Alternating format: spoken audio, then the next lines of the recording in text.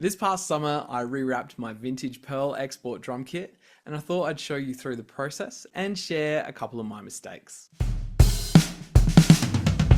For Christmas 2024, my wife bought me some drum wrap, and over the summer holidays, I took apart my black vintage Pearl export drum kit and rewrapped it in a beautiful white pearl.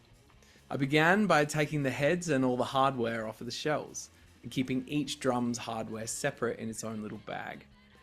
It probably didn't really matter that I kept each drum's hardware separate, but I probably would have been annoyed if I thought that they had been mixed up along the way somewhere. Once I had the heads and hardware off, I labelled the inside of the drums where the badge was attached to the outside, and I included some arrows indicating where the top of the drum was. Again, it probably didn't really matter that the top was the top and the bottom was the bottom, but it would have annoyed me if I thought that it could have ended up the wrong way around.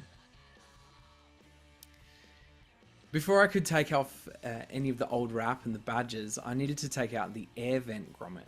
I watched a few videos about the best way to do it, so I picked up some countersunk drill bits from my local hardware store, expecting it to kind of shave away the inner ring, and then I'd just be able to pop the vent off from the outside.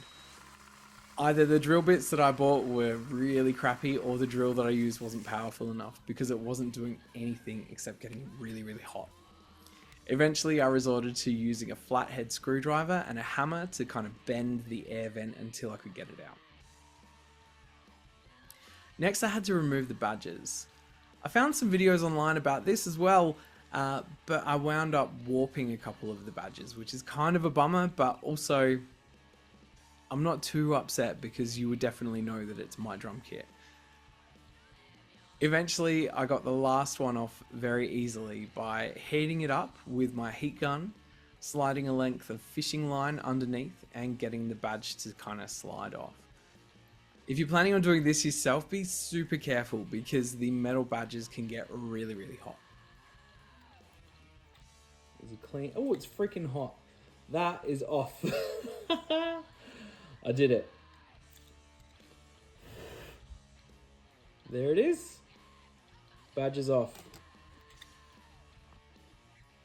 I then had to use a similar technique to get the black wrap off of the outside of the drums. I heated it up a bit to start along the seam and melting some of the double-sided tape underneath.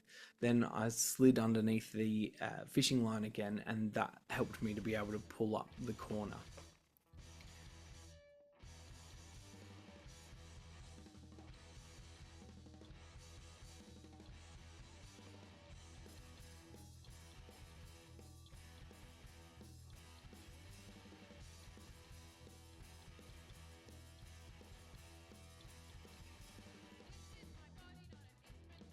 And then I had all the wrap off, so I could use a sander to smooth out all the shells and remove any remaining glue.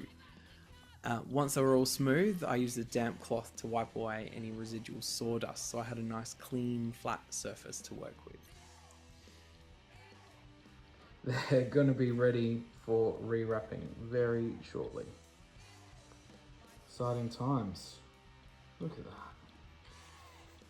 A little bit of residual glue, that's okay. No one will see it. There we go. We're ready. Partway through, I had to go on a bit of a side quest to build a workbench in my garage, which made it easy to actually apply the new wrap. To apply the wrap, I needed something to be able to hang the drums on.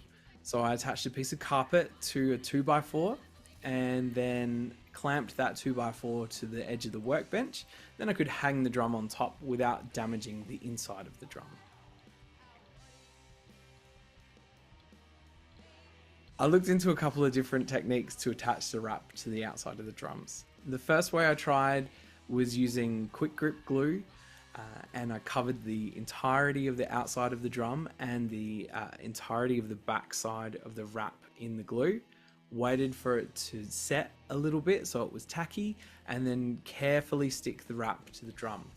It worked well for one or two of the smaller drums, but when I tried it on the kick drum, I messed it up and it went on wonky, so I kind of wasted a whole sheet of wrap. It was a really kind of scary moment in the project, and I was wondering if I would actually have enough wrap.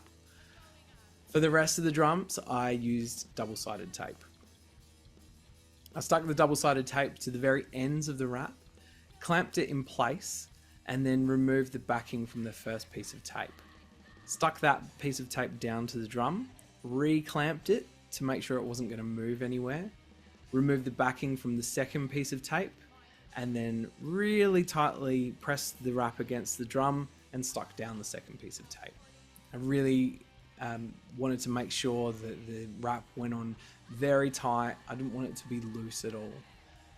And then I made sure that I clamped it again until I was sure that the wrap was stuck on nicely. When all the drums had been rewrapped, I had to go back and fix my mistake on the kick drum. I got the mistake wrap off of the outside of the kick drum, and that left a lot of residual glue on the drum. So I had to sand it back. I tried picking it off piece by piece to begin with, but that was just never going to work. So I sanded it, wiped it off with a damp towel again, and I had a nice smooth surface to work with.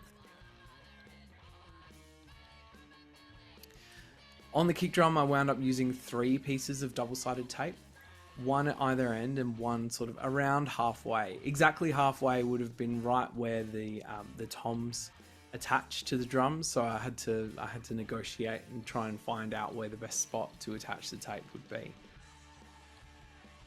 I did everything I could to make sure that the drum was stuck on as tightly as possible and used the clamps a lot to really make sure.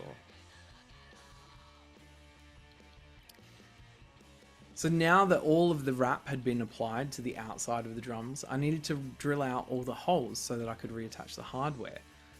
I knew I wanted to drill from the outside in to make it easy on myself, because I think if you go from the inside out, it can tear the wrap. So I used a little screw to make little dents in the wrap from the inside to the outside of the drum, and use those little bumps to show me where to drill in. Eventually I got sick of having to line up the screw and the screwdriver to make the bumps, so I 3D printed a little tool to help with that job. And then once all the holes had been drilled out, I could reattach all the hardware and the heads, and the kit would be ready to play. This wasn't the easiest project that I've taken on, but I'm so glad that I did. I got this kit 23 years ago for my 16th birthday, and it's still an absolute joy to play. Hopefully I'll be bringing it out to a gig soon, and you can see and hear it for yourself if you're in or around Adelaide. Thanks so much for watching. Now go play some drums.